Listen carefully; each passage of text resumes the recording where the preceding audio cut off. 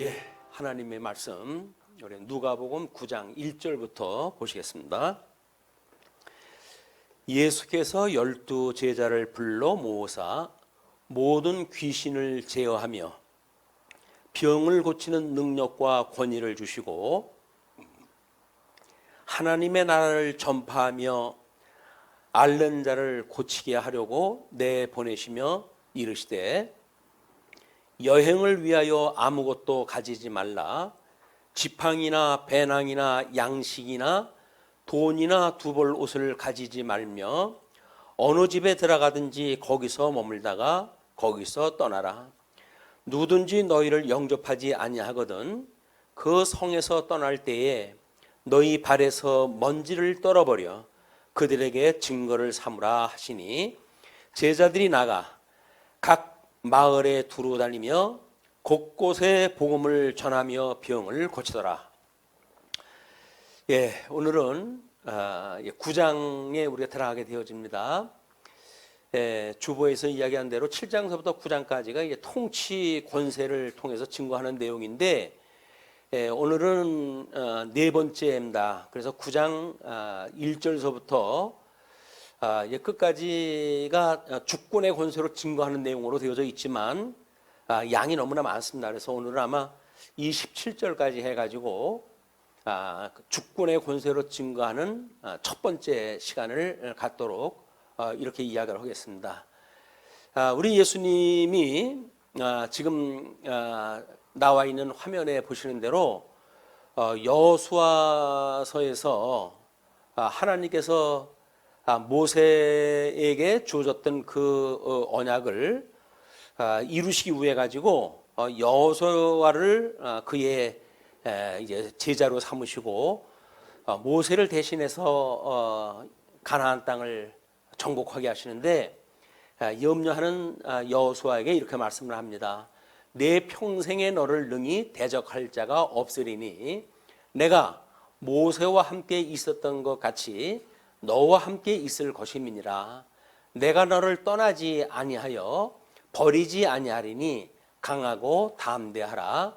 너는 내가 그들이 조상에게 맹세하여 그들에게 주리라 한 땅을 이 땅에서 차지하게 하리라.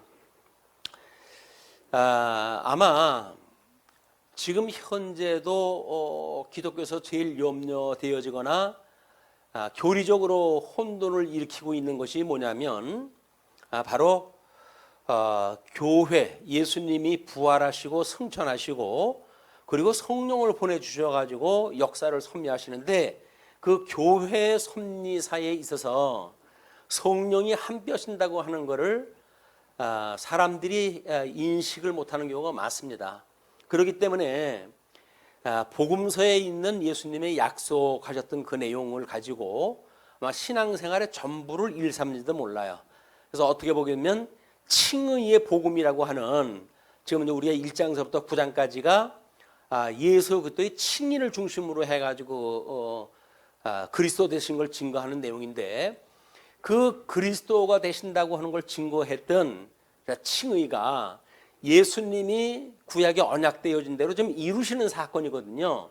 그 예수님이 이루시는 사건이 이제 승천하셔가지고는 성령을 보내주셔가지고 성령으로 하여금 권능을 받게 하고 그리고 온 땅에 증인의 삶을 살아가게 하시는 것이 이제 성도들의 교회 생활의 그런 그 사역입니다.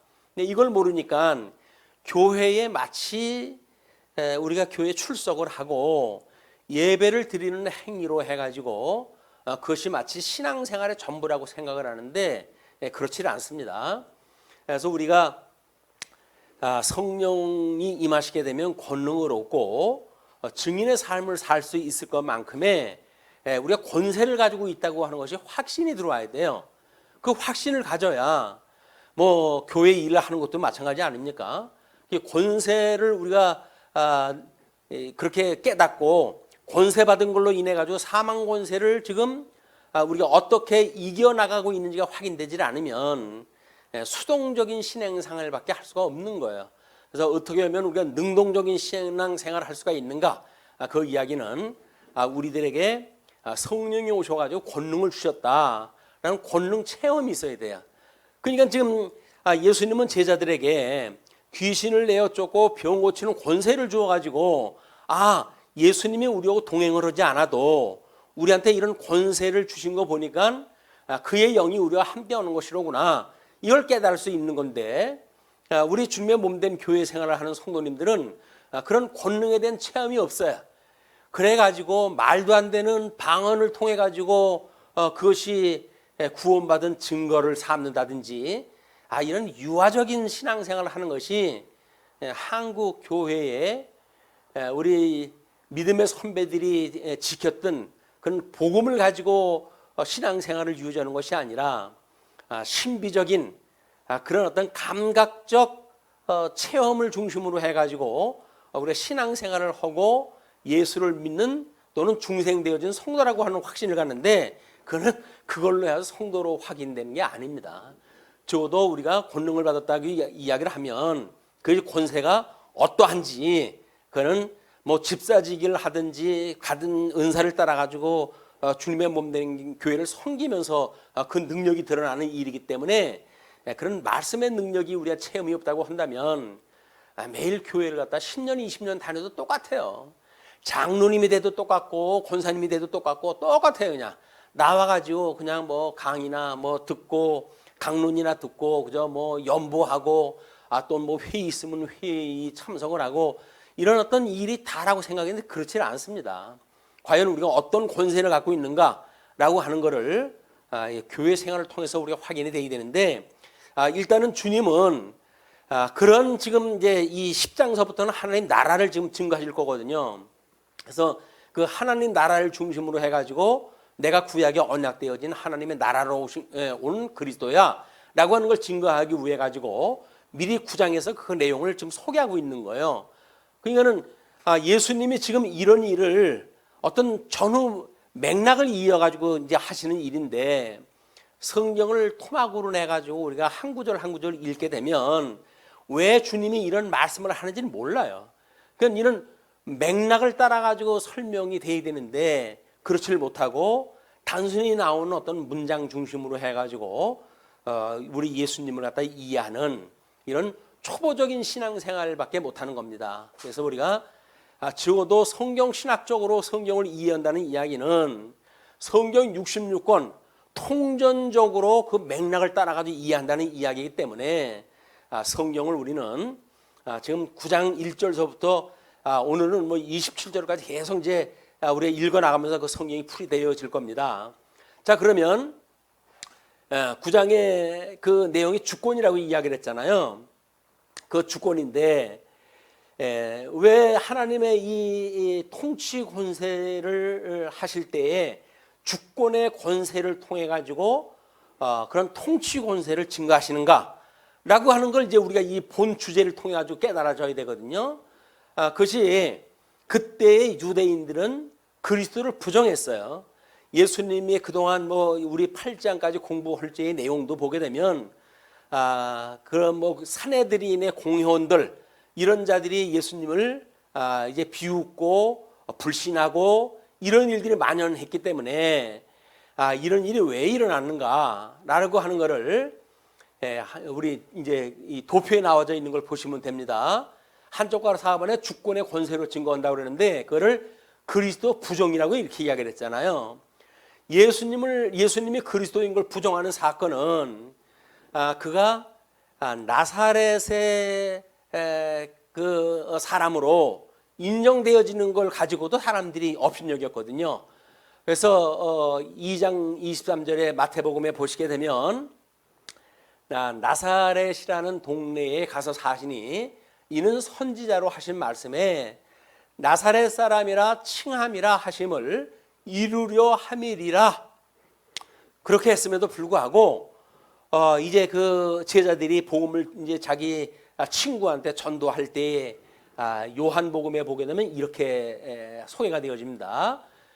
요한복음 1장 45절 빌립이 나다나엘을 찾아 이르되 모세가 율법에 기록하였고 아직 선지자가 기록한 그 여러 선지자가 기록한 그 일을 우리가 만났으니 요셉의 아들 나사렛 예수니라 라고 소개를 했다 했어요. 그랬더니 나다나엘이 이르되 나사렛에서 무슨 선한 것이 날 수 있느냐 라고 이야기를 합니다. 그러니까 친구가 이제 그 율법과 선지에서 소개되어진 예언한 이런 메시아가 왔다라고 이야기한데도 불구하고 나사렛이라고 하는 동네가 워낙 조그만 동네이기 때문에 그걸 업신여겨가지고 믿지 않는 이런 그 상황이 만들어지는 거예요. 물론 우리가 그 어원적으로 해야지 나사렛이라고 하는 그것이 이제 뭐 가지라고 하는 이런 사이에서 어떤 관련이 있다. 이제 성경학자는 그렇게 이야기를 합니다. 그런데 직접적으로 해가지고 지금 성경 본문에서는 이걸 성경에서 그렇게 언약을 했다라고 이야기를 하는데 다른 성경의 내용과 달리 이거는 성경 구절이 딱히 떨어지는 게 없어요.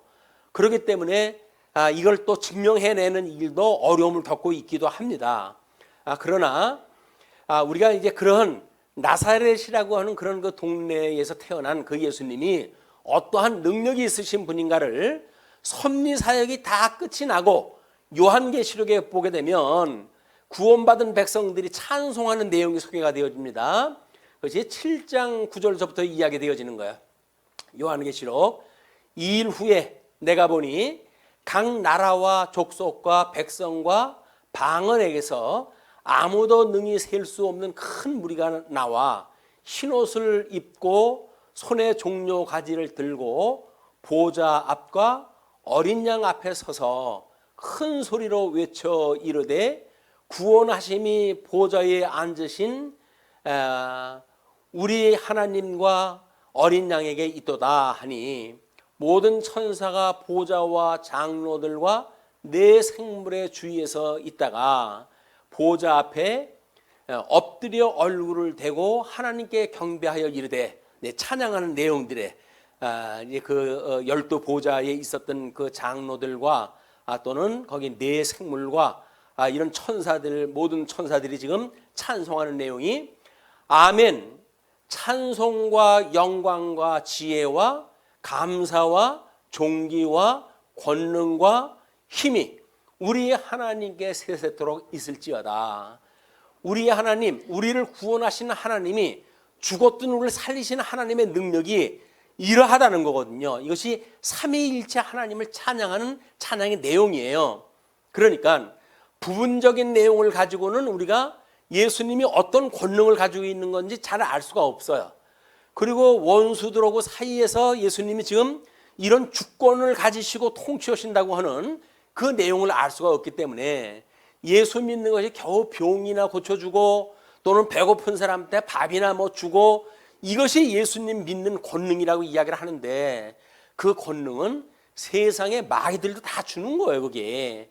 그러니까 우리가 하나님의 말씀을 깨닫는다는 이야기는 적어도 살아계신 삼위일체 하나님의 권능이 어떠한 것인지 그분의 영광이 어떠한지를 깨닫고 영원부흥토록 그 영광을 찬양하는 것이 성도들의 삶이거든요.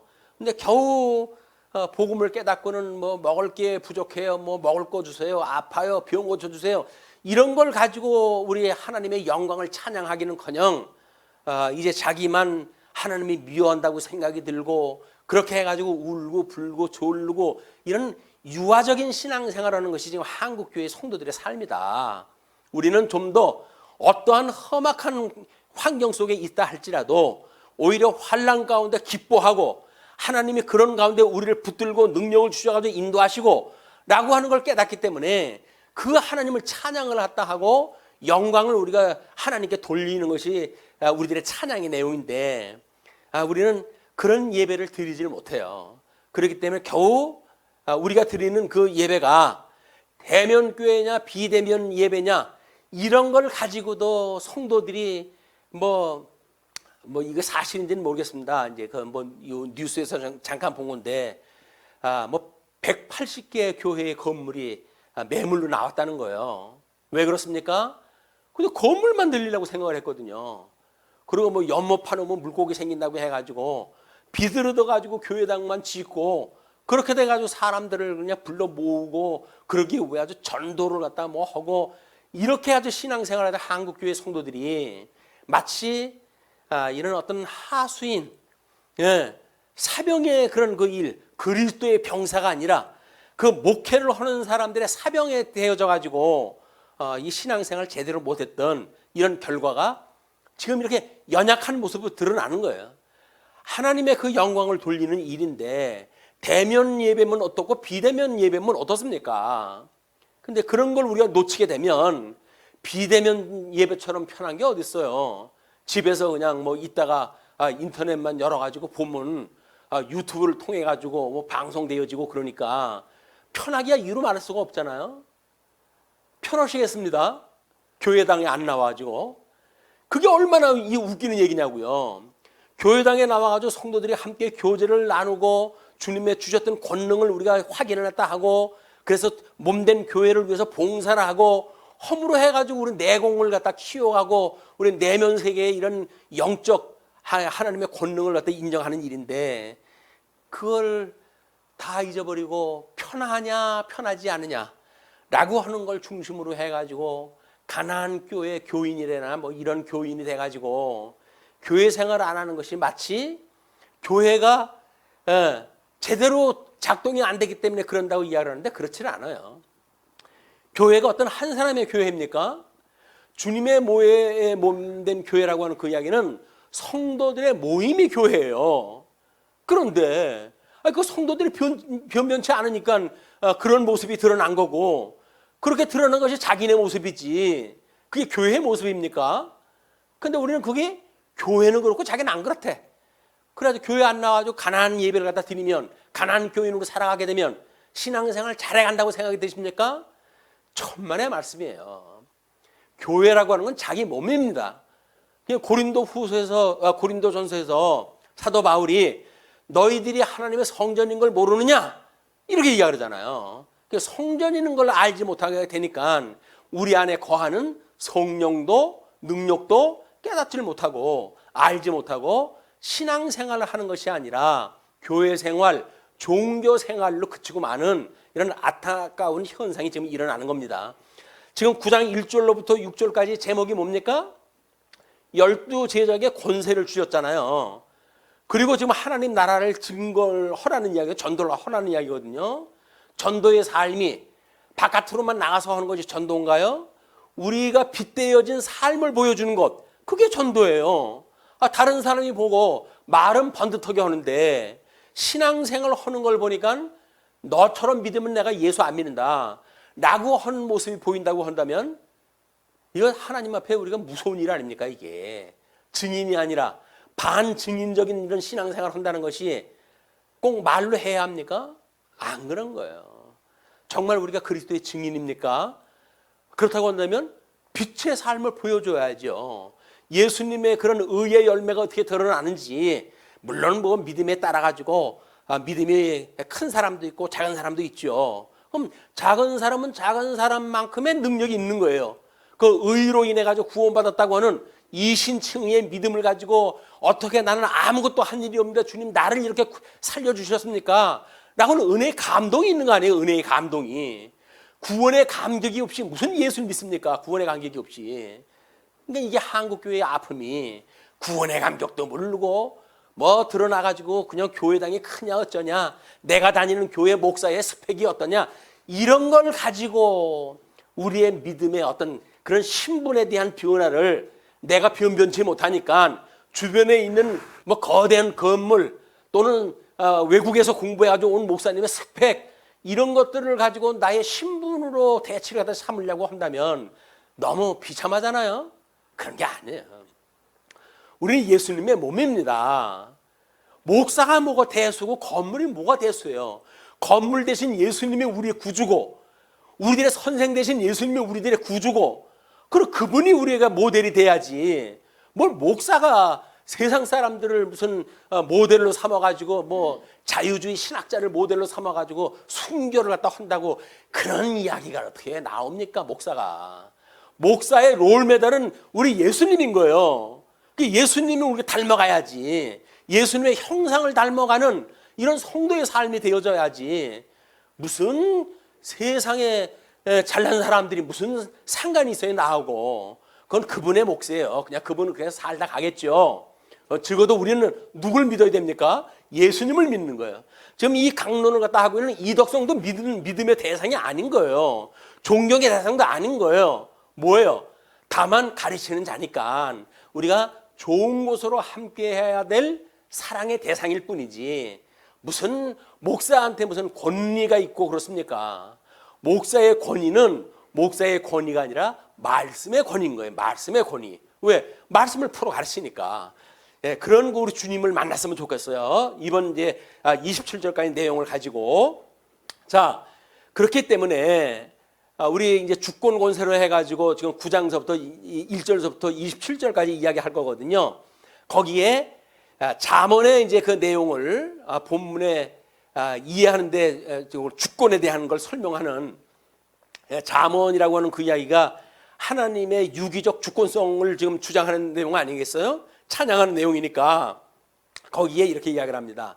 마음의 경영은 사람에게 있어도 말의 응답은 여호와께로서 나느니라. 사람의 행위가 자기 보기에는 모두 깨끗하여도 여호와는 심령을 감찰하시느니라. 너의 행사를 여호와께 맡기라. 그리하면 너의 경영하는 것이 이루리라. 여호와께서 온갖 것을 그 시움에 적당하게 지으셨나니 악인도 악한 날에 적당하게 하셨느니라. 지금 구약의 성경은 지금 누구를 예표하는 이야기라고 그랬어요? 예수님을 예표하는 이야기예요. 이 내용을 직접적으로 나한테 적용시키는 게 아닙니다. 구약 성경은 모든 구약 성경은 오실 메시아에 대한 예표요, 모형과 그림자라고 이야기를 했잖아요. 그러니까 구약 성경을 가지고는 우리는 그걸 직접 뭐 이용했다 해가지고 나의 무슨 그걸 내가 적용을 했다 한다든지 이렇게 성경관에 대한 오해예요. 성경관은 그렇지가 않습니다. 예수님에 대한 이야기이기 때문에 예수님이 지금 어떻게 이 일을 갖다 하시는가. 이것이 여호와께서 당신의 영광의 강체로 예수님을 보내셨잖아요. 그냥 예수님께서 지금 어둠과 빛의 권세를 가지고 모든 걸 통치하시는 분이거든요. 주보에는 나와져 있으니까 나중에 참고를 다 하시고 우리가 잘 알고 있는 창세기 1장 28절의 내용이 뭐예요? 복을 주시며 가라사대 생육하고 번성하라, 땅에 충만하라, 그리고 땅을 정복하라. 그리고 땅을 정복하고 모든 생물을 다스리라 라고 이야기를 했잖아요. 다스리라 라고 하는 게 뭐예요? 그게 통치 권세예요. 권세. 그걸 첫째 아담은 그 통치 권세를 제대로 못해가지고 저주 아래 우리가 놓였지만 둘째 아담이신 예수님이 오셔가지고 그 통치 권세를 회복하신다고 하는 걸 보여주는 일 아닙니까 이게. 그럼 그 통치 권세는 모든 피조물들에 대한 통치를 다 하시는 거예요. 빛과 어둠도 다 그분이 통치를 다 하시는 거예요. 마귀도 우리 예수님 앞에 통치의 대상이 뿐이에요. 그것이 뭐 하나님을 괴롭히는 사단이라고요? 그게 아니에요. 하나님은 절대 권세를 가지고 계시기 때문에 예수님이 부활 승천을 가지고 그리스도로 인정되었던 그 주님도 마찬가지입니다. 그렇기 때문에 예수님의 이게 통치 아래에 있는 그런 피조물이지 그 마귀가 예수님을 속삭이고 그런 게 아니다. 그렇기 때문에 오늘 지금 이런 권능을 제자들한테 보여줬거든요. 그 다음에 두 번째 게 뭡니까? 7절로 9절 헤롯이 주권적 권세를 두려워하잖아요. 이런 것이 소문이 났어요. 자, 그럼 소문이 났으니까 자 이제 우리 제자들에게 주시는 그런 그 표지 권세를 갖다 보고는 제자들한테 이게 등장을 한 거 아니에요? 그러니까 7절로 9절까지 보시게 되면 헤롯이 주권적 권세를 두려워하는 모습이 소개가 되어집니다. 자, 우리 사무엘하의 7장 그 우리 8절서부터의 이야기인데, 그러므로 이제 내 종 다윗에게 이와 같이 말하되 만군의 여호와께서 이와 같이 말씀하시기를 내가 너를 이제 목장 곧 양을 따르는 떼에서 데려다가 목동 출신이니까 거기서 데려다가 내 백성 이스라엘의 주권자로 삼고 내가 간 모든 곳에서 내가 너와 함께 있어 내 모든 원수를 내 앞에서 멸하였은즉 너희들은 땅에서 위대한 자들의 이름 같아서 내 이름을 위대하게 만들어 주리라. 하나님께서 이 다윗에게 약속을 하신 거예요. 다윗은 누구에 대한 예표적인 인물이라고요? 예수님이에요. 예수님이 가시는 곳마다 하나님이 그의 능력을 주셔가지고 이제 그렇게 하나님의 그런 그 증인으로서 하나님의 구약의 언약대로 오셨던 메시아를 갖다 이제 증거했던 그런 그 내용을 알 수가 있는 겁니다. 그러니까 제자들이 파송으로 인해 가지고 지금 갈릴리 전 지역에 동요가 일어난 거 아니에요, 지금? 그런 것이 7절서부터 이렇게 이야기를 합니다. 자, 성경 본문 보십니다. 분봉왕 헤롯이 이 모든 일을 듣고 심히 당황하니 이는 어떤 사람은 요한이 죽은 자 가운데서 살아났다고도 하며 어떤 사람은 엘리야가 나타났다고도 하며 어떤 사람은 옛 선지자 한 사람이 다시 살아났다고도 함이라. 헤롯이 이르되 요한은 내가 목을 베었거늘 이제 이런 일이 들리니 이 사람이 누군가 하며 그를 보고자 하더라. 보고자 한 거예요. 이제 그 보고자 한다는 이야기는 지금 사도 바울이 우리 예수님이 이 땅에 태어날 때 예수님이 출생했을 때 등장했던 것이 누구예요? 이 헤롯 대왕이에요. 헤롯 대왕. 그 헤롯 대왕은 예수님을 죽이려고 해가지고 2살 아래의 어린이를 다 죽였던 이런 아주 무지막지한 출신 아닙니까? 그래서 우리 헤롯가를 요한계시록에서 뭐라고 그랬어요? 666에 6에 해당되어진 땅에서 올라온 짐승인 거예요. 거짓 짐승이 지금 이스라엘의 왕으로 해가지고 거짓 왕이 등장할 때 해가지고 이스라엘 통치하고 있으니까 자기가 그 왕권을 뺏길까봐 예수님을 출생했을 때 그걸 죽이려고 했고 그래서 그는 충을 맞아서 죽어버리고 말았잖아요. 근데 그 아들 때에 가서도 여전히 이렇게 예수님을 죽이시는 사역을 그 아들이 하는 게 이 안디바스라고 하는 그 왕이 예수님을 끝내 십자가에 못 박아 죽이는 사건을 일으키게 되어집니다. 그뿐만 아니라 이 교회를 환란을 이제 일으키기도 하고 그의 손자 때에도 아그리파 1세 또는 아그리파 2세에 이르기까지 끊임없이 주님의 몸된 교회를 환란을 갖다 일으키는 이런 그 모습을 보게 되어집니다. 자, 우리 창세기 3장 15절에 뭐라고 이야기를 했죠? 내가 너로 여자와 원수가 되게 하고 내 후손도 여자의 후손과 원수가 되게 하리니 여자의 후손은 내 머리를 상하게 할 것이요 너는 그의 발뒤꿈치를 상하게 할 것이니라 하시고 그러니까 우리가 이 헤롯가의 이런 질긴 인연 예수님과 그의 제자들 그의 몸된 그런 그 교회에 대한 환란 이것이 헤롯가를 중심으로 일어나고 있잖아요. 대를 이어가지고 이런 일이 일어나는 거예요. 이제 헤롯가를 중심으로 해가지고 그런데 예수님과 예수님의 그런 핏값으로 사심을 얻은 구원받은 성도들도 이 헤롯가에 의해서 끊임없이 핍박을 받게 되어집니다. 이것이 뭐예요? 창세기 3장 15절에 원시복음이라고 이야기를 했던 그 복음을 이루시는 사건이란 말이에요. 예수님은 지금 십자가에 돌아가셔야 되거든요. 이런 걸 이루기 위해 가지고 저는 다윗가에 이런 소문이 일어나게 되어지는 것이 제자들에게 주님이 이런 권능을 줘가지고 이루는 일이란 말이에요. 예수님의 권능을 주셨던 그 권능으로 인해 가지고 예수님들의 12제자들이 복음을 증거를 했지만 거기에 대부분의 사도가 전부 순교가 됩니다. 순교가. 이 선교들이 전부 순교를 갖다 당하는 거예요. 그것이 능력을 지금 증거하는 일이에요. 세상의 죽음을 갖다 무서워하지 않는 세상에 제일 능력 있는 자가 누구라고요? 세상에 대하여 겁을 먹지 않는 사람들인 거예요. 세상은 우리들한테 목숨을 준다고 해가지고 먹거리를 가지고 유혹을 하고 그러죠. 근데 그렇지가 않다.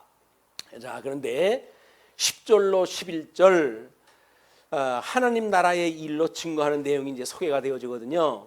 10절로 11절 보십니다. 사도들이 돌아와 자기들이 행한 모든 것을 예수께 여쭈니 데리시고 따로 벳세다라고 대라는 고을로 떠나가셨으나 무리가 알고 따라왔거늘 예수께서 그들을 영접하사 하나님 나라의 일을 이야기하시며 병 고칠 자들은 고치시더라.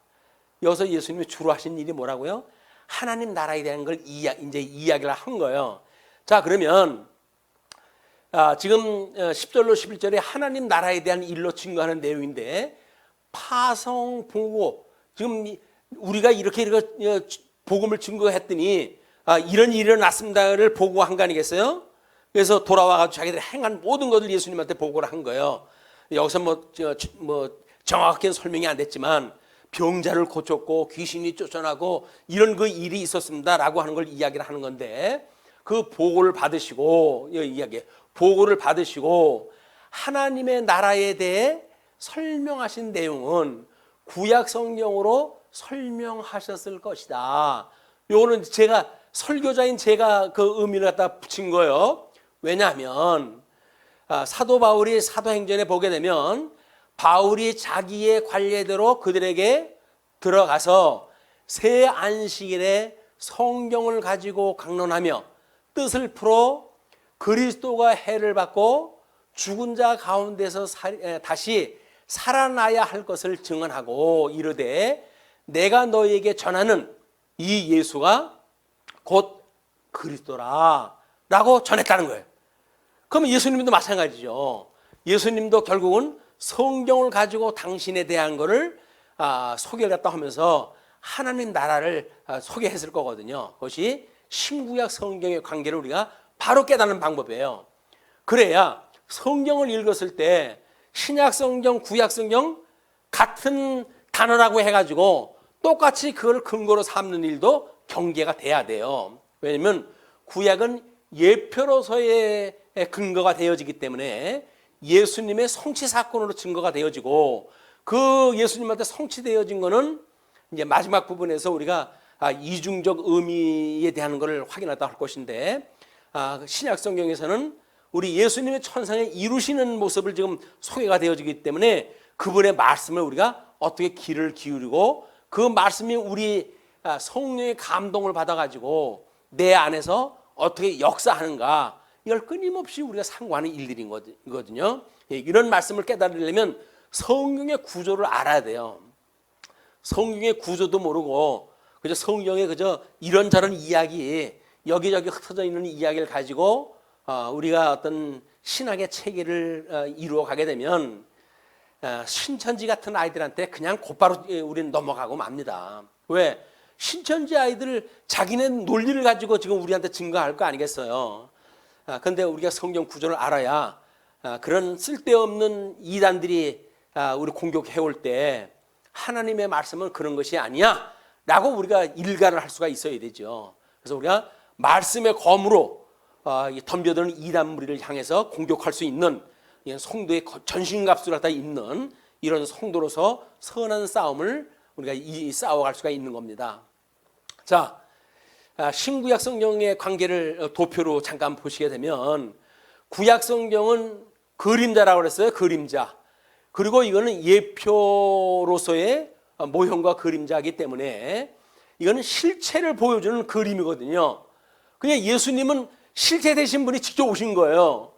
구약 성경은 우리가 구약 성경을 보고 뭔가 흑백의 영화를 본다고 한다면, 신약 성경은 총천연색 이런 시네마 스코프를 통해 가지고 보여주는 이런 영상을 지금 우리가 보고 있는 겁니다. 확실한 모습을 가지고 우리 예수님을 믿을 수 있는 건데, 구약 성경은 그거를 모형과 그림자를 보여줬기 때문에 잘 몰라요. 더듬어 가지고 알 정도가 되어지는 거예요. 그래서 성령의 감동을 받고 신약 성경에 계시되어진 우리 예수님에 대한 걸 바로 깨닫고 알아야 구약 성경을 우리가 제대로 볼 수가 있는 겁니다.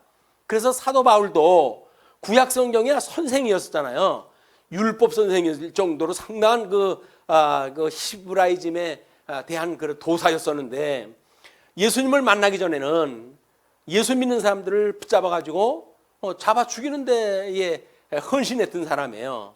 그러나 다메섹 도상에서 그 예수님을 만나니까 순간적으로 자기가 알고 있던 구약이 뭔지를 깨닫게 되어져서 그가 3년 동안 이제 그 복음을 공부했던 이런 걸 우리가 확인하고 있습니다. 그래서 사도 바울도 예수님을 만나고 구약 성경에 대한 걸 다시 전부 조망을 하니까 구약 성경에 보는 것마다 예수님의 이야기구나, 이게 그리스도의 이야기였구나 라고 하는 걸 깨닫고 이제 그가 복음 증거했던 그런 이방인 사도로서 복음을 증거할 때 구약 성경을 가지고 예수가 그리스도라고 하는 사실을 증거했던 내용을 우리가 보게 되어진 겁니다. 자, 다음은 12절로 17절 이야기입니다. 오병이어의 표적의 권세를 증거하는 내용인데, 자, 성경 보시죠. 날이 저물어 가매 12사도가 나와 여짜오되 무리를 보내어 두루 마을과 촌으로 가서 유하며 먹을 것을 얻게 하소서. 우리가 있는 여기는 빈들이니이다. 예수께서 이르시되 너희가 먹을 것을 주라 하시니 여짜오되 우리에게 떡 5개와 물고기 2마리밖에 없으니 이 모든 사람을 위하여 먹을 것을 사지 아니하고서는 할 수 없사옵나이다 하니, 이는 남자가 한 5,000명 되밀어라.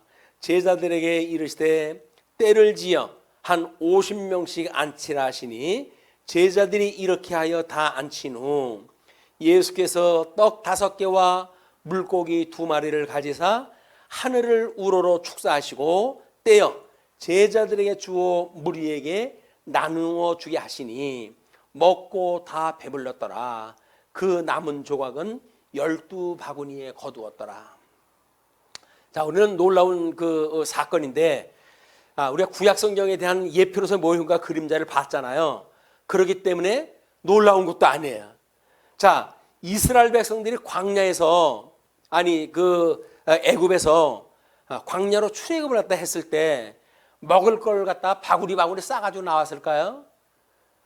그냥 6월절 식사를 갖다 하고는 급히 그들이 그냥 나오게끔 되어졌기 때문에 설사 가지고 있는 것이 있다 할지라도 몇 끼 먹을 게 안 돼요. 그러니까 그들이 이제 광야로 나와가지고 그 먹을 것 때문에 원망을 갖다 하고 하는 사건이 벌어지는 거 아닙니까? 자, 그들이 출애굽을 했을 때 아무것도 가지고 나오질 않았어요. 먹을 거리 준비 안 해가지고 나왔어요. 그걸 예수님께서 제자들을 하나님 나라 증거하러 보낼 때 그 모습을 보여준 거예요. 너희 조상이 애굽에서 종로로 터다가 나왔을 때 먹을 거 싸가지고 나왔니? 아니잖아. 그거를 보여주는 거예요. 그런데 이걸 모르는 사단은 예수님의 40일 금식을 하니까 어떻게 이야기를 했어요? 지금 이렇게 예수님을 시험한 거 아니에요? 떡을 갖다 만들어 먹어봐라. 네가 하나님의 아들이면. 이렇게 이야기를 한 거예요. 하나님의 아들이 뭐라고 그랬어요? 구약 성경에 언약자손이라고 그랬어요. 언약자손. 언약자손은 12지파의 모든 그 자손인데도 불구하고 그걸 예수님을 예표하는 단어이기 때문에 단수로 사용한다고 그랬어요. 언약자손이라고 하는 건 예수님에 대한 이야기 때문에 단수이기 때문에 단수를 쓰는 일인데, 예수님을 시험했다는 이야기는 결국 구약 성경에 언약자손을 시험했던 내용하고 연결이 되어지는 겁니다. 그러니까 예수님이 마귀에게는 이제 이렇게 이야기를 했잖아요. 우리 누가복음도 확인하다 했던 건데 4장 3절로 4절에 마귀가 이르되 내가 만일 하나님의 아들이거든 이 돌들에게 명하여 떡이 되게 하라. 예수께서 대답하시되 기록된 바 사람이 떡으로만 살 것이 아니라 하였느니라. 이렇게 이야기했어요. 자, 떡으로만 살 것이 아니라는 이야기는 뭐예요? 다른 걸 또 먹긴 먹어야 돼요. 왜? 중생인이라는 이야기는 영으로 해가지고 죽었던 우리가 살아났지만 우리 몸은 뭐예요? 아직도 육신의 소욕을 가지고 있는 연약한 존재거든요. 그런데 이런 거를 착각하게 되면 우리 영혼은 구원을 받았다고 해가지고 육신의 일은 마치 아무것도 아니라고 치부했다고 하는데, 그런 사람들이 영지주의자들이 그런 거 이해를 한 겁니다. 영적인 거 이런 것만 알면 된다고 생각이 되는데 그렇지는 않아요. 왜? 하나님께서 구원받은 우리들을 아직도 육신 속에서 이렇게 살고 하나님 나라 갈 때까지 끊임없이 하나님의 나라를 배우도록 하셨을까요? 이왕 구원시켜 주신 건데 구원 받자마자 그냥 하나님 나라 데리고 가시면 얼마나 편하겠어요. 그런데 그렇지는 않잖아요. 구원받은 우리들을 육신 속에 아직 담아가지고 두셔가지고 배고프고 또는 뭐 아프고 이런 시험을 끊임없이 견디면서 살아가게 하시는 일은 이런 익힌 공부를 통해 가지고 하나님 나라 백성이 하나님 나라에 온전히 이루어질 때까지 어떤 하나님의 은혜 가운데 있는지를 깨닫게 하시는 하나님의 섭리란 말이에요. 그러니까 하나님의 섭리를 우리가 깨달아야 그렇구나 주님. 그래야 환난 중에 기뻐할 수가 있죠. 그것이 구원받은 우리가 이러고 살아야 됩니까? 라고 만약에 불만 섞인 이야기를 한다면 그거는 예수님의 능력도 권능도 모르는 일이에요. 예수님을 모르는 사람이 뭐 어떻게 예수님을 믿습니까? 예수님을 믿는다는 이야기는 바로 그런 그 이야기이기 때문에 그렇습니다. 그리고 이들이 이제 광야 40년 동안 먹고 사는 게 뭐예요? 만나 먹고 살았어요. 만나. 그들 농사 짓지도 않았어요. 그럼 그 만나를 먹고 살았어요. 그 만나를 먹고 살았으니까 그 만나가 하늘에서 떨어지는 거 아닙니까? 그러니까 하나님의 택한 백성들은 어디에서 떨어지는 양식을 먹고 사는 거예요? 하늘의 양식을 먹고 사는 거예요. 예수님을 믿는 그 믿음으로 살아가는 거란 말이에요. 예수님께서 산상수훈에서 뭐라 그럽니까? 너희들이 무엇인가 먹을까 마실까 이런 거 염려하지 말어. 그런 거 내가 다 알아. 그러니까 그런 걸 구하기 전에 내가 다 알고 있으니까 먹느냐 마시느냐 뭐 입느냐라고 하는 걸 구하지 마라. 다만 너희들은 그의 의와 나라만을 구해라고 이야기를 했잖아요. 성도들이 예수님을 믿는다는 이야기는 잘 먹고 살기 위해 가지고 부자라고 해가지고 하루 몇 개씩 먹습니까? 목사님이 설교할 수 있고 성도들 모아가지고 가르칠 때 있고 그러면 됐지. 뭐 그렇게 대형 교회를 갖다 지으려고 해가지고 경쟁적으로 해 역교회보다 더 큰 교회를 갖다 만들려고 그렇게 기를 씁니까? 기를 쓰기를. 뭐 하려고요 그걸 가지고. 하나님의 영광이 어떠한지를 보여줘요 성도들한테. 새해가 높아가지고 그 예수님 그 나중에 유월절 그때 제자들이 자랑을 하잖아요. 주님 성전의 모습이 얼마나 아름답습니까? 라고 해서 주님께서 뭐라 그래요? 성전 헐어버려라. 내가 사흘 만에 다시 세우겠다 이렇게 이야기를 하지 않습니까? 그 어마어마한 성전도 하나님께서 헐려고 그러는데 그걸 무슨 성전이라고 해가지고 교회당을 지으면서 성도들을 갖다 있는 대로 조우고 그래가지고 자기의 체면 좀 섰습니까? 세상에 여기저기 부동산 좀 마련해가지고 심사 좀 폈습니까? 목회는 그렇게 하는 거 아니에요. 하나님 나라가 어떤지 그걸 가르쳐야지 성도들한테. 그 부동산을 아끼려고 해가지고 다른 사람 주는 게 아까우니까 자기 아들한테다 세습이나 하고 이게 뭐 하는 겁니까? 창피해가지고 얼굴을 들을 수가 없어요. 자, 우리 예수님이 이제 그렇게 제자들한테 뭐 해가 졌으니까 먹어야 될 거 아니겠어요? 근데 제자들은 당연한 질문을 딱 한 거예요. 이거 배고픈데 이걸 뭘 좀 줘야 될 텐데요. 근데 예수님이 뭐라고 말씀을 하셔요? 너희들이 줘. 너희들이 줘. 그런 거예요. 왜? 어떤 권세를 이 사람들이 받았었죠? 복음 증거로 갔을 때 먹은 거 보따리 싸가지고 갔습니까? 빈손 들고 갔잖아요. 빈손 들고. 빈손 들고 가는데도 불구하고 복음을 증거하는 일에 그들이 부족함이 있었나요? 없었나요? 없었어요.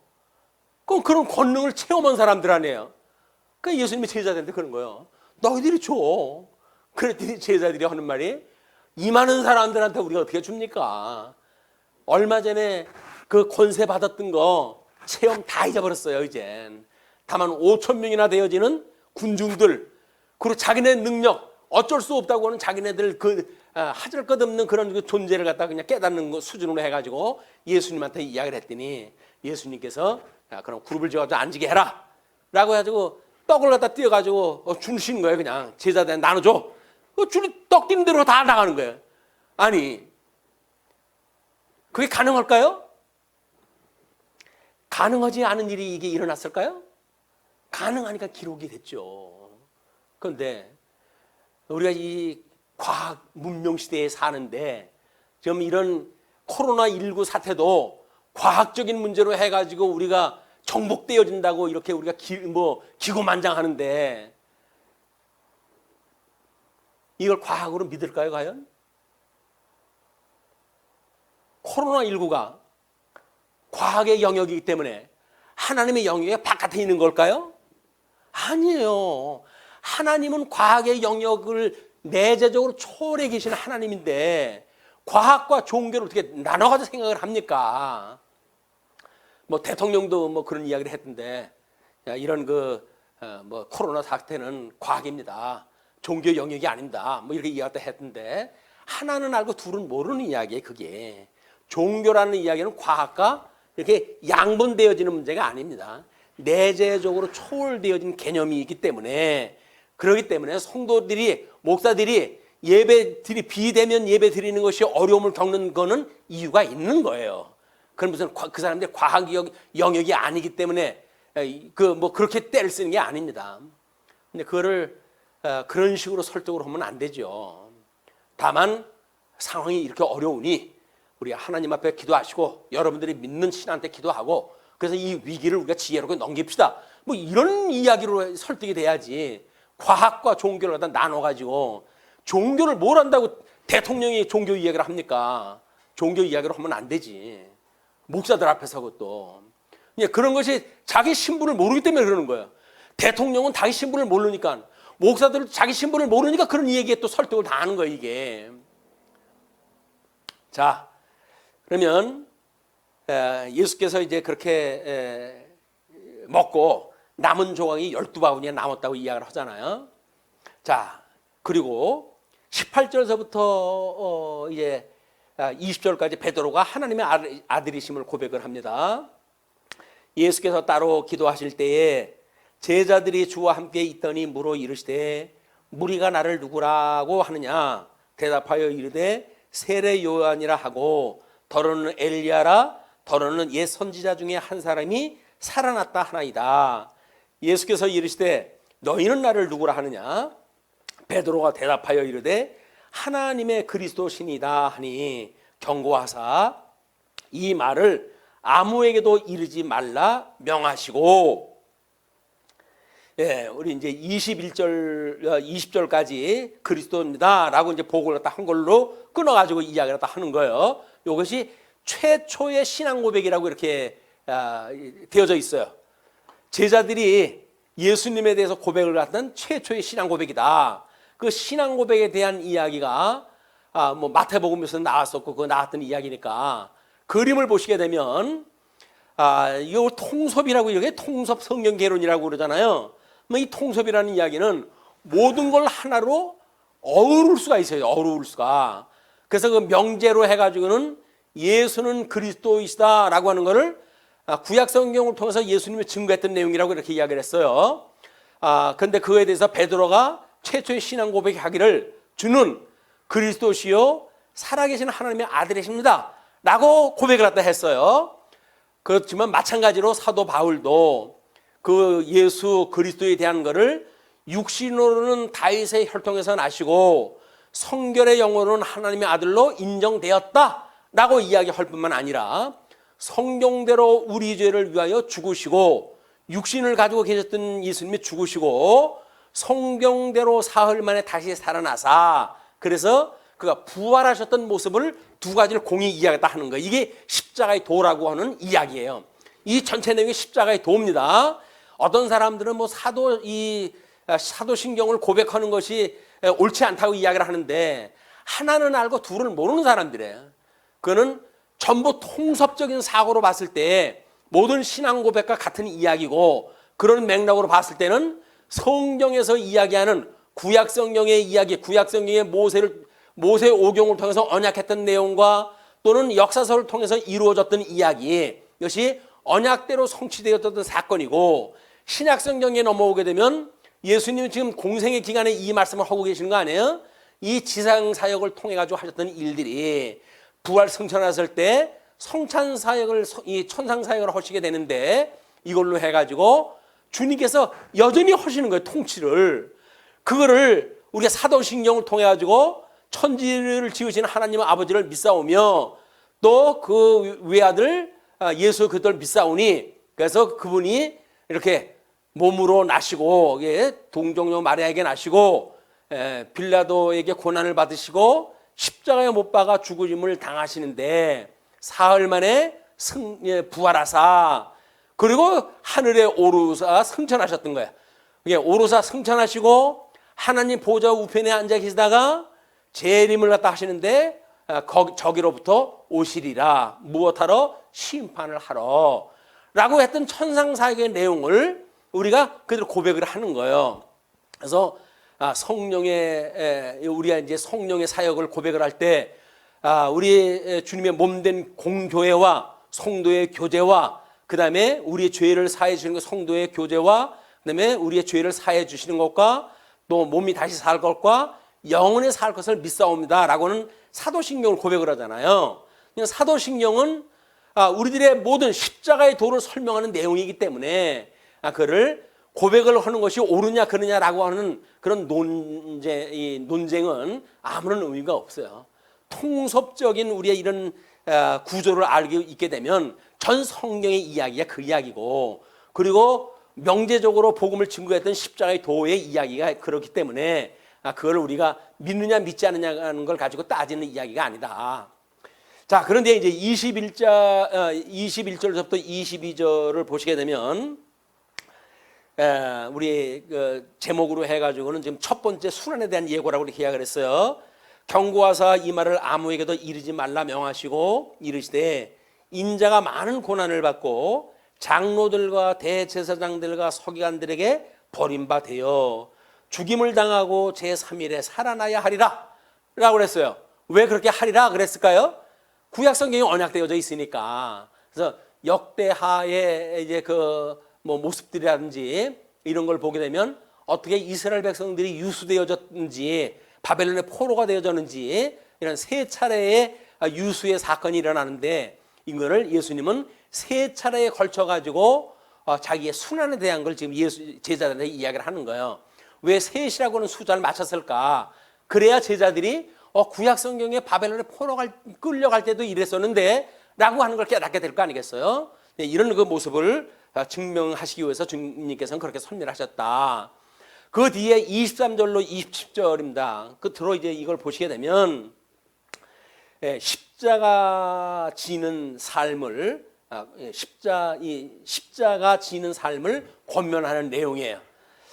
이거는 이제 최초의 재림에 대한 언급이기도 하는데 지금 자기 부정이라고 이렇게 이야기를 했죠. 자기 부정. 십자가를 지는 삶이라고 하는 건 뭔가 한마디로 자기를 부정하는 삶이에요. 왜? 예수님을 믿는다는 이야기는 뭐예요? 예수님과 함께 죽었다고 하는 걸 고백하는 사람들 아니에요. 예수님과 함께 죽고 예수님과 함께 살아났다라고 믿는 것이 우리가 예수를 믿는다고 하는 고백이기 때문에, 세례받은 성도들의 삶이기 때문에 십자가를 지는 삶이라고 하는 이야기는 자기를 부정하는 겁니다. 자기를 부정하는 것이 예수 믿는다는 이야기인데 맨날 자기 일 때문에 이러고 저러고 하지 예수님 믿는 게 아니에요. 자기 일 해결하기 위해서 우리가 교회 나오는 거지. 잘못되어진 신앙을 가지게 되어집니다. 자, 이제 그 성경 구절을 역대하 5장 21절서부터 애굽의 느고가 지금 바벨론하고 전쟁을 일으키려고 바벨론 지역으로 쳐들어올 때에 요시야가 나서가지고 그걸 막아요 라고 했을 때 느고가 내가 하나님의 계시를 받고 지금 하는 일이니까 나를 막지 마라. 혹이나 하나님이 너를 칠까 내가 염려가 된다. 이렇게 이야기를 했거든요. 그런 게 아니라 요시야는 지금 6월절이라고는 물론 히스기야 때도 그 6월절을 지켰지만은 흩어졌던 이스라엘 지파를 다 불러가지고 그리고 6월절을 지킴으로 해가지고 6월절 지키면 뭘 기억하라고 그랬어요? 너희 열조에게 언약한 대로 우리가 애굽에서 불러낸 여호와인 줄 너희들이 알아라 라고 하는 것이 6월절 지키는 거 아니에요. 그거를 알게 해가지고 6월절 잔치까지 했던 사람들인데 종교 계획을 해놓고는 정작 예수님 하나님의 그 뜻이 지금 바벨론의 유대는 포로로 끌려가야 되거든요.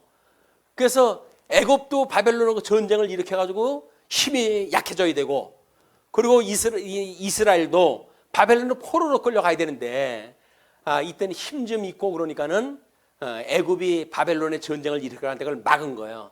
그 전사를 당하는 것이 지금 그 역대하에서 소개되어진 내용입니다. 그러니까 그 자기를 부정해. 하나님의 뜻이 중요한데 자기 뜻만 생각을 해놓고는 느고가 전쟁을 일으키러 가는데 그걸 막은 거예요.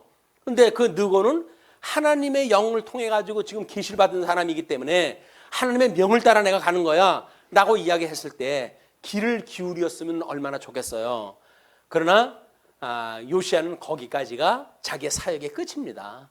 결국은 그의 아들들과 조카에 의해 가지고 파란만장한 그런 유대의 말기 현상이 이제 일어나고 그걸로 해가지고 결국은 예수님 이스라엘의 포로로 끌려가는 모습이 소개가 되어지는데 그걸 우리가 본문을 한번 보시죠.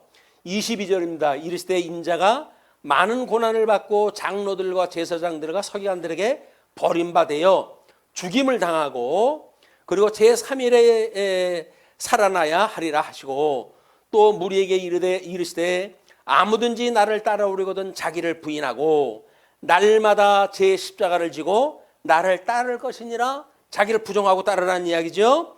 누구든지 제 목숨을 구원하고자 하면 잃을 것이요 누구든지 나를 위하여 제 목숨을 잃으면 구원하리라. 사람이 만일 온 천하를 얻고도 자기를 잃든지 빼앗기든지 하면 무엇이 유익하리요? 누구든지 나와 내 말을 부끄러워하면 인자도 자기와 아버지와 거룩한 천사들의 영광으로 올 때에 그 사람을 부끄러워하리라.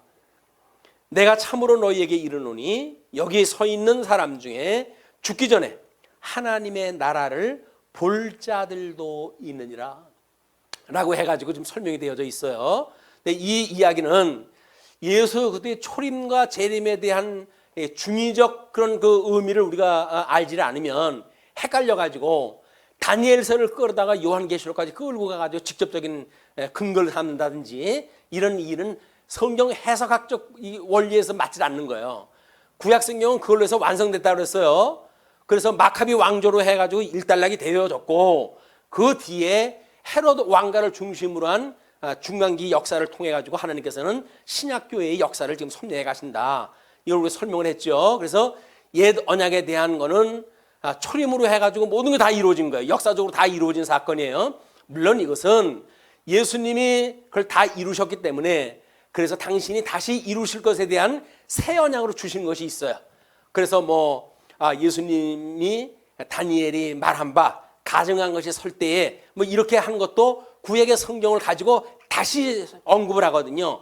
그 언급하는 내용으로 되어지는데 그 대강을 보게 되면 성육신 하셨던 내용 또는 고난을 받고 십자가의 죽으심에 대한 걸 이야기를 하고 주님의 몸된 교회도 주님께서 성령이 오시게 되면 이제 창립될 걸 이야기를 하지만 확장되어져 땅끝까지 이르러 복음이 증거되어지만 끊임없이 환란이 있을 것을 이야기를 하신다. 그래서 이런 중의적인 해석의 방법을 알아야 우리는 성경의 원리를 통섭적으로 이해할 수 있다. 이런 걸 가지고 우리가 예수님이 지금 이런 바벨론의 포로로 끌려가는 모습도 되어져 가지고 너를 부인하라 라고 하는 건 무엇인지 그건 의미를 알 수가 있는 거예요.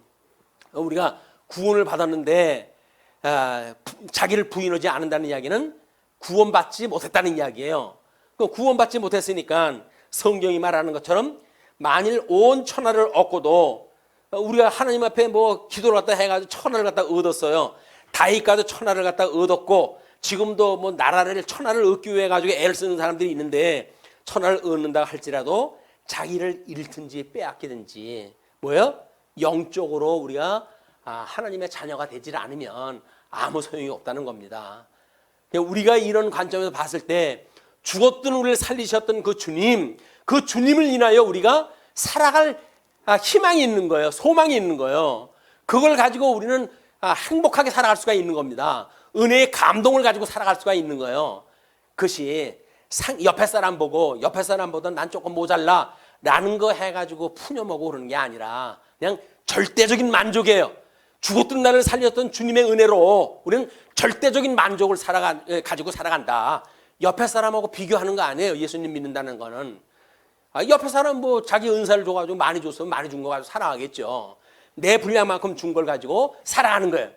우리 이제 한 주 동안도 다음 주는 우리 이제 대면 교회로 이제 오전 예배를 드리고 중식은 함께 못 한다고 할지라도 그렇게 하기로 했으니까 우리가 예배를 드릴 때 이제 다음 주에 만나기 전까지 여전히 이제 비대면 상태로 있을 거 아닙니까? 교제도 못한 채로. 그러지만 거듭났다, 죽었던 내가 다시 살아났다 라고는 새로운 영역, 믿음의 영역에 있는 나를 확인하고 그걸로 해가지고 우리의 힘 빠진 신앙생활이 아니라 정말 적극적이고 능동적인 이런 신앙생활로 한 주간 하나님의 은혜 가운데 살아가시기를 바랍니다.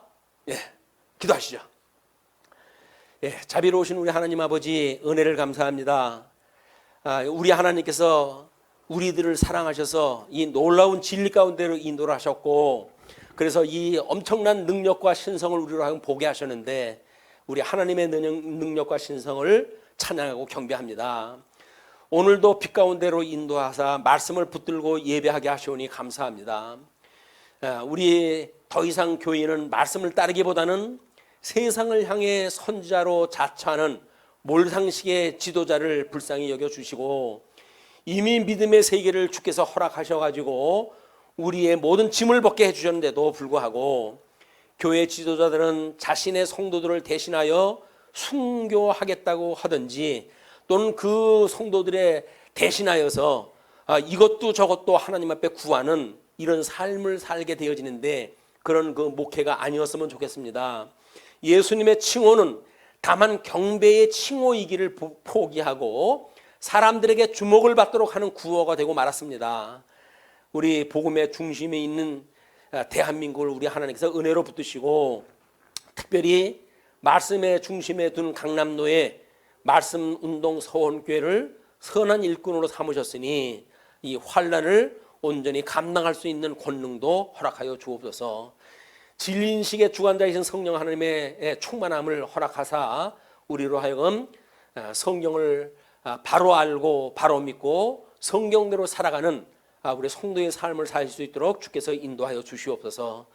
이 시대를 위해 말씀운동 서원교회를 쓰시기 위해서 그다음 훈련을 받게 하시고 진리로 인도해 주신 하나님, 부족하기만 한 종들을 더욱 어두운 가운데서 깨어있게 하시고 말씀을 중심으로 역사를 섭리하시는 그 하나님께서 생명의 말씀을 붙들고 있는 종들을 긍휼히 여겨 주옵소서.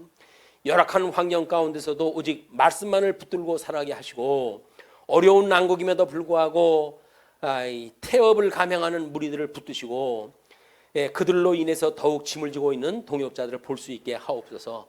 온 대한민국의 구성원들이 나라를 위해서, 민족을 위해서 어떻게 하는 것이 유익한 일인지 잘 살필 수 있는 지혜와 총명을 허락하여 주시고, 그래서 이 어려운 시기를 잘 헤쳐나갈 수 있도록 인도하여 주옵소서. 모든 정권을 맡고 있는 위정자들을 위해 지혜와 총명을 허락하시길 빕니다. 예수님을 믿는 모든 성도들을 위하여 그 일 감당하는 줄로 아오니 그들을 격려케 하시고 그들을 위해서 기도할 수 있도록 인도하여 주시옵소서. 흩어져 있는 한 주 동안도 은혜의 장정을에 붙들어 주시길 소원하고, 우리를 구원하신 우리 주 예수 그리스도 이름으로 기도하옵나이다. 아멘.